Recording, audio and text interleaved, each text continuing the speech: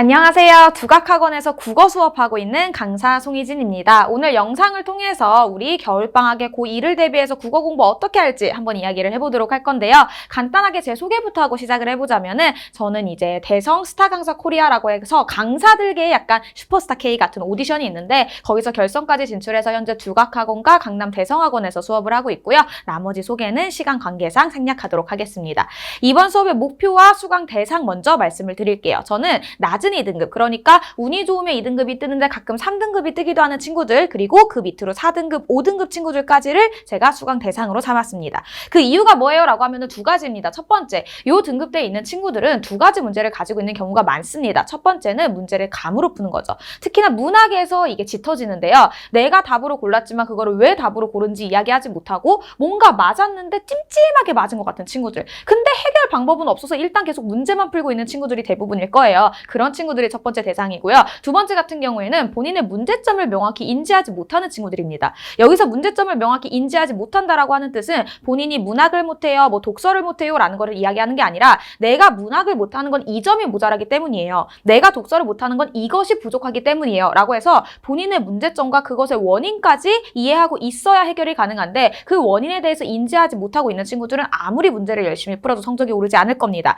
그래서 이 두 유형의 친구들을 대상으로 해서 이번 8주의 목표는 두 가지. 첫 번째, 감이 아닌 원칙과 논리로 문학을 풀어내는 능력. 두 번째, 본인의 문제점을 명확히 인식하고 그 문제점을 해결하기 위한 방안을 찾아가는 수업이라고 생각을 해주시면 좋을 것 같습니다. 바로 들어가서 이제 독서와 문학 수업부터 이제 설명을 하도록 할 건데요. 지금 느끼셨는지 모르겠지만 굉장히 제가 빠르게 이야기하고 있습니다. 원래 수업이 이 정도 속도는 아닌데 한국인이 좋아하는 속도로 지겹지 않게 빠르게 끝내려고 빠르게 이야기하고 있으니까 배속하지 마시고 스킵하지 마시고 계속 같이 들어주세요. 바로 독서 먼저 시작을 하겠습니다. 저는 무조건 독서 수업을 먼저 할 때 꼬리물기라고 하는 거를 가르치는데요. 꼬리물기는 말 그대로 꼬리를 물었다는 뜻이에요. 문장과 문장 사이에 그리고 문단과 문단 사이에 꼬리 물고 있는 무언가를 찾아내는 게 첫 번째 단계입니다. 그게 무엇이냐를 지금 같이 해볼 거예요. 잠깐 우리 영상을 멈추고 뭐 해볼 거냐면 요 문단에 가장 중요한 내용 혹은 흔적을 남기는 친구들이 있다면 내가 어디에 흔적을 남겼을까를 한번 고민해 볼까요? 영상 스탑.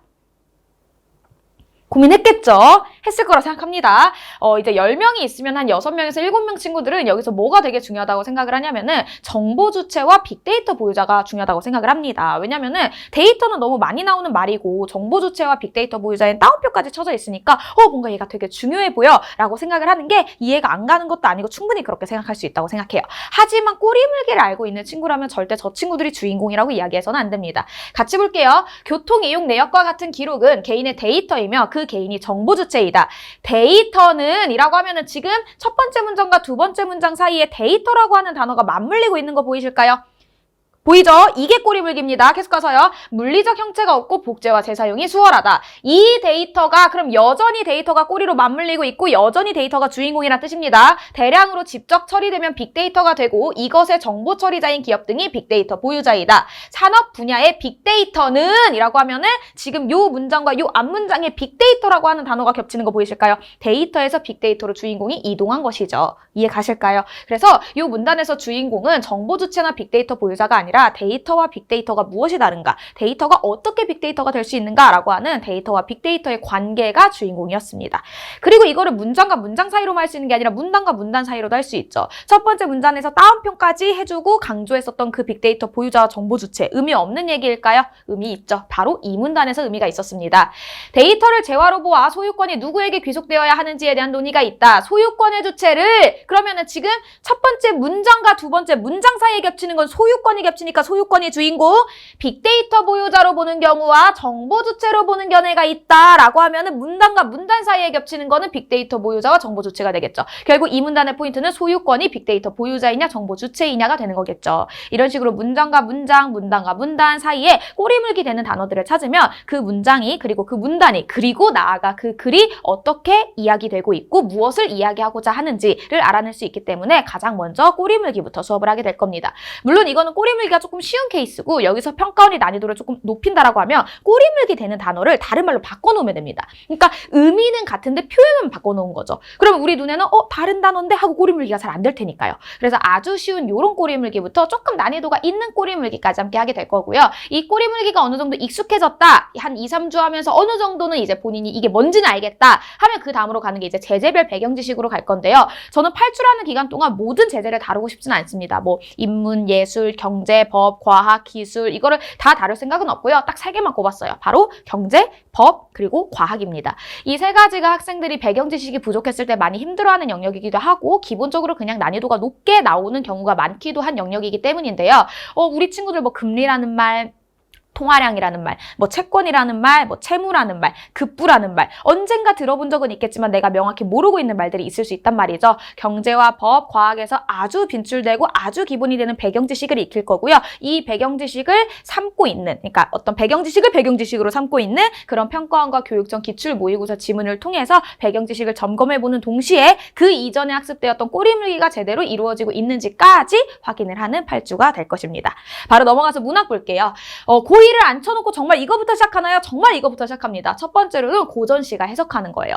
대부분의 친구들이 제가 시조를 주고 가사를 줘서 해석해봐 라고 하면은 그 친구들은 문장을 읽는 게 아니라 단어를 읽습니다. 문장 해석이 안 되기 때문에 내가 알고 있는 단어 몇 가지를 가지고 끼워 맞춰서 추론을 해내는 경우가 대부분인데 그 추론이 맞다면 다행이지만 그 추론이 틀릴 수도 있는 거잖아요. 가장 베스트는 단어가 아니라 정말 문장을 읽을 수 있는 능력이죠. 그래서 첫 번째로는 정말 고전 시가를 문장 그대로 읽을 수 있는 능력을 기르는 게 첫 주차 수업이 될 거고요. 2주차 수업부터는 제가 문제에 포인트를 줄 겁니다. 이게 무슨 말이냐면 문학과 비문학의 가장 큰 차이가 뭐라고 생각하시나요? 저는 문학과 비문학의 가장 큰 차이가 지문의 평가원의 의도를 담느냐 담지 못하냐의 차이라고 생각을 합니다.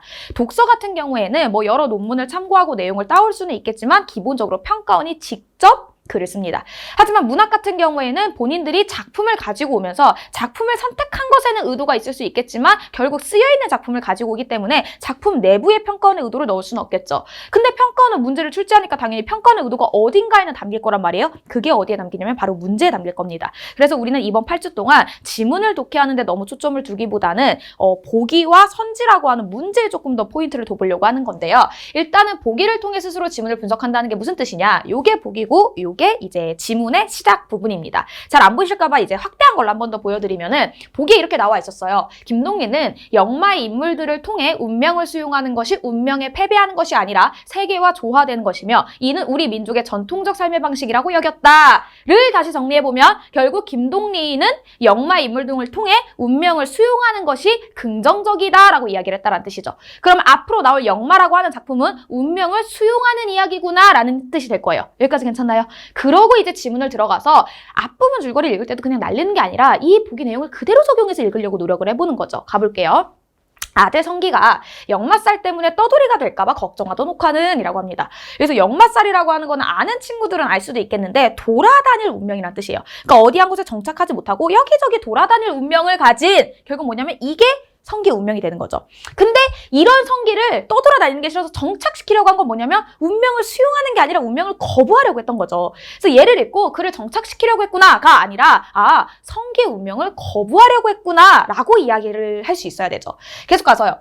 위에 최장수 영감의 딸 개연과 맺어주려 하지만 개연이 자기 동생, 그러니까 옥화의 동생인데 이게 배다른 어머니에서 나온 동생이 되는 거거든요. 이 개연이 자기 동생이라는 것을 알고 자기 동생이랑 자기 아들이랑 결혼을 시킬 수는 없잖아요. 그래서 그녀를 떠나보내기로 한다. 그럼 얘를 봤을 때도 그냥 개연이가 떠났다가 아니라 운명을 거부하려고 했더니 이런 사정 때문에 운명을 거부하는 것에 실패했다. 그럼 앞으로 나올 스토리가 뭐냐면 당연히 보기에 따라서 운명을 수용하는 이야기가 되겠구나. 이렇게 읽을 수 있으셔야 됩니다. 그래서 보기를 읽었을 때 그 보기가 되게 피상적인 정보로 남으면 안 되고 실제 지문에 스며들어서 내가 지문을 이해하는 데 있어서 보기를 계속 끌고 가면서 이해할 수 있도록 하는 거. 이게 우리 이번 8주의 목표라고 생각을 해주시면 되고요. 그 다음에 이제 선지를 판별하는 능력도 굉장히 중요한데 제가 항상 문학을 가르칠 때 지문이든 보기든 선지든 우선순위를 세워줍니다. 4, 하원칙이라고 부르는 건데요. 바로 긍부정, 상정태, 같은 편, 반대편, 변화입니다. 왜 이 네 가지가 중요한지는 이제 수업을 들어보면 아시겠지만 선지를 판별할 때 우리가 시험장에서는 눈이 자꾸 다른 데로 돌아가요. 이 눈이 돌아간다는 게 무슨 뜻이냐면은 여기 2번 선지를 한번 볼게요. 이거는 이제 재작년 평가원 모의고사인데 2번 선지에 이렇게 나와 있습니다. 한꺼번에와 하나씩의 대조는 개별적인 존재의 고유성을 부각한다 이렇게 나와 있어요. 이게 답이 이 문제에서 바로 보였으면 상관이 없는데 답이 만약에 바로 안 보여서 뭐 2개가 남거나 본인이 고민을 하게 되었다고 생각을 해봅시다. 그럼 이제 고민을 하는 순간부터는 내가 바로 답이 나오지 않았다라는 그 불안감 때문에 뭐지 하면서 막 이제 상상의 나래를 펼치기 시작해요. 그러면서 이제 어떤 친구들이 나오냐면 개별적? 아, 한꺼번에라고 했는데 개별적 될까? 아, 개별적 좀 걸리는데.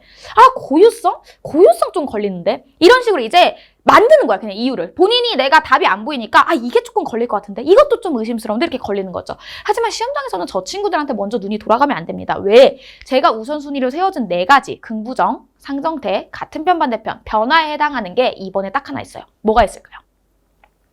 바로 여기 나오는 대조입니다. 제가 여기 같은 편 반대편 한 것처럼 여기서 대조라고 하는 거는 이 친구와 이 친구가 반대란 뜻이죠. 그럼 2번 선지는 개별적인 존재나 고유성은 지금 당장 중요한 게 아니고 일단 대조 먼저 확인하고 넘어가는 겁니다. 그러고도 답이 안 나오면 나중에 후순위나 디테일을 확인해야 되는 순간이 있을 수 있겠지만 일단 우선순위로 빠르게 문제를 풀어내는 능력, 빠르게 선지를 판별하는 능력, 이걸 기르는 게 우리 이번 8주가 될 겁니다. 해서 저는 되게 방대한 목표를 세우거나 많은 양을 하거나 내가 완벽한 몇 등급을 만들어주겠다가 아니라 기본적으로 문학과 독서를 볼 때 평가원이 어떤 의도를 가지고 쓰는지, 그러니까 우리가 어떻게 볼 건지에 대한 시선을 잡는 시간이라고 생각을 해주시면 좋을 것 같습니다.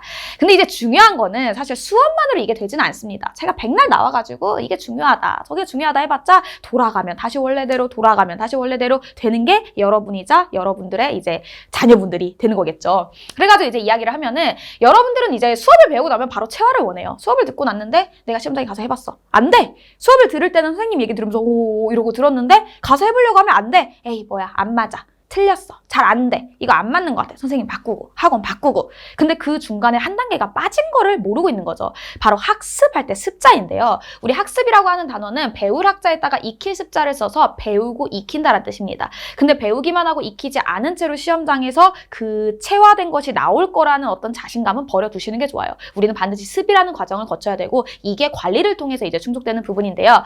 제가 크게 관리에서 이제 강점을 두고 있는 건 4가지입니다. 첫 번째는 주간지, 두 번째 실전 모의고사, 세 번째 테스트, 그리고 네 번째가 클리닉인데요. 주간지 같은 경우에는 제가 직접 자체 제작해서 1, 2, 3, 4, 5일차로 구성되어 있고 매일매일 독서도 지문, 문학도 지문, 선택 과목 조금 해서 매일매일 전 영역을 풀 수 있도록 해놨고요. 제가 답지나 해설지를 달아두는 게 아니라 직접 손으로 만든 손필기 분석지를 같이 뒤에 끼워놨기 때문에 친구들이 이제 답이나 해설지를 보고 이해하는 게 아니라 제가 수업하는 내용 그대로 제 사고 과정을 그대로 따라올 수 있도록 이제 제작한 주간지이다 라고 생각을 해주시면 되고요. 두 번째는 실전 모의고사인데 실전 모의고사에서 중요한 거는 정말 학원에 와서 볼 거라는 거예요.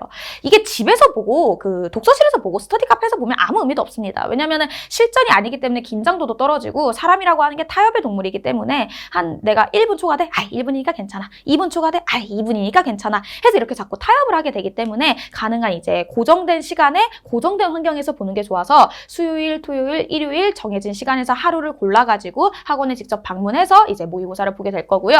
모의고사도 마찬가지로 답안지가 아니라 실제 필기 분석지로 이제 아이들이 채점, 오답 혹은 분석 등등을 하게 될 거고 요 결과지는 이렇게 성적표 모양으로 해가지고 어머님이랑 학생한테 일주일에 한 번씩 발송될 예정입니다.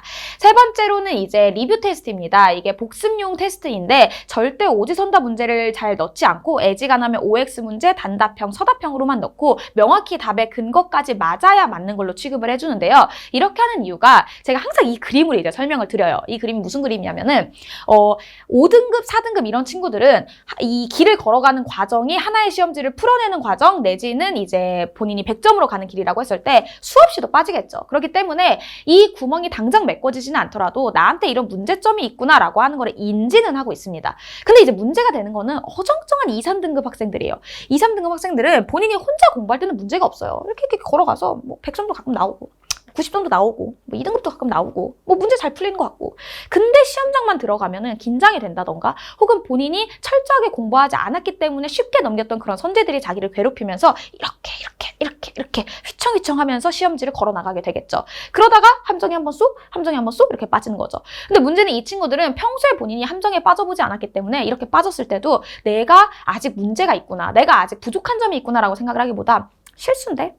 실수했네 라고 쉽게 생각하고 넘겨버리는 경우가 많습니다. 이런 마인드로는 절대 국어 성적이 오르지 않을 거예요. 그래서 리뷰 테스트의 목적은 다 맞는 학생이 거의 없을 정도로 굉장히 철저하게 만든 리뷰 테스트이고요. 이 테스트를 풀면서 2, 3등급 학생과 4, 5등급 학생들이 모두 내가 아직 이 지점이 모자라구나, 내가 아직 답의 근거를 잘 못 찾는구나 해서 문제점을 인지하는 거에 굉장히 많은 중점을 쏟은 테스트다라고 봐주시면 될 것 같고요. 이렇게 매일 다다르다, 모의고사, 그리고 테스트까지 하면은 1대1로 클리닉을 하게 됩니다. 클리닉은 저 혹은 이제 제 수업을 듣고 서울 상위권 대학에 진학한 조교단과 진행을 하게 되는데 이 클리닉에서 포인트는 바로 강사가 질문한다는 점입니다. 학생한테 질문하라고 해봤자 둘 중에 하나예요. 빨리 집에 가고 싶어가지고 없어요. 다 해결됐어요. 하고 뭐 하나 정도 물어보거나 아니면은 약간 소심하거나 잘 질문을 못한 학생들은 그냥 끄덕끄덕만 하고 있거나 이러면 사실 클리닉의 의미가 없잖아요. 그래서 저는 테스트를 만들거나 모의고사 첨삭을 할 때 몇 번 문제는 반드시 아이들한테 물어봐야겠다. 조교들한테도 몇 번 문제는 반드시 확인해주세요 라고 얘기를 해놓고 그 친구가 맞았든 틀렸든 간에 왜 이 답을 골랐고 그러면은 나머지가 답이 아닌 이유는 무엇이냐 라고 해서 강사가 질문하고 학생이 대답할 수 있는 클리닉이라고 생각을 해주시면 될 것 같습니다. 마찬가지로 이제 이 과정에서 아이들에게 누수가 없기에 하기 위해서 제가 플래너 관리까지 하고 있는데요. 자체 제작 플래너를 제공할 거고 혹시 이미 사용하고 있는 플래너가 있으면 그 해당 플래너를 사용하셔도 상관은 없습니다. 플래너를 통해서 일주일간의 국어 공부를 어떻게 진행했고 어느 지점이 모자랐는지를 플래너에 직접 써줌으로써 아이들이 그냥 듣고 넘어가는 게 아니라 플래너를 보면서 맞아 지난주에 이런 내용을 첨삭받았지 라고 이제 눈으로 확인할 수 있도록 플래너까지 관리를 하고 있습니다. 마지막으로 이제 제가 개별 홈페이지를 운영하고 있어서 학원을 꼭 통하지 않더라도 뭐 인강이라던가 자료 같은 것들이 홈페이지를 통해서 수령할 수 있다는 점, 좀 아이들의 편리함을 추구하고 있다는 점이고 제가 1학년부터 3학년까지 2번을 돌려서 지금 6년 동안 강사 생활을 했는데 그동안 수업한 모든 영상을 올려놨기 때문에 혹시나 학생이 특별하게 부족한 점이 있으면 그 부분을 보충 영상으로 계속 제공을 해줌으로써 좀 철저한 관리가 가능하다라는 것까지 관리의 영역이다라고 생각을 해주시면 좋을 것 같습니다. 너무 많은 인원 데리고 가지 않고 꼭 필요한 친구들 데리고 관리에 집중해가지고 알찬 8주를 보내도록 할 거고요. 이때 일요일 6시 반부터 9시 반까지가 수업인데 언어와 매체 수강을 원하는 학생들을 위해서 무료로 그러니까 따로 수업료 받지 않고 1시간 전에 50분간의 수업을 진행할 겁니다. 요거는 화작을 선택할 생각이 있는 친구들도 내가 언매를 선택하면 좀 어떨까라는 궁금증이 있다면 어차피 무료니까 1시간 일찍 와서 들어보면 좋겠고 요거는 신청하실 때 언매까지 함께 수강할게요 라고 이야기해 주시면 될 것 같습니다. 제가 시간을 빨리 해야 이제 끝까지 보실 것 같아가지고 되게 호다다다닥 얘기하느라 조금 빨랐겠지만 여기까지 제가 준비한 내용은 그만이고 저희 함께 겨울방학에 함께 좋은 국어 성적 받으러 가보도록 하겠습니다. 수고하셨습니다.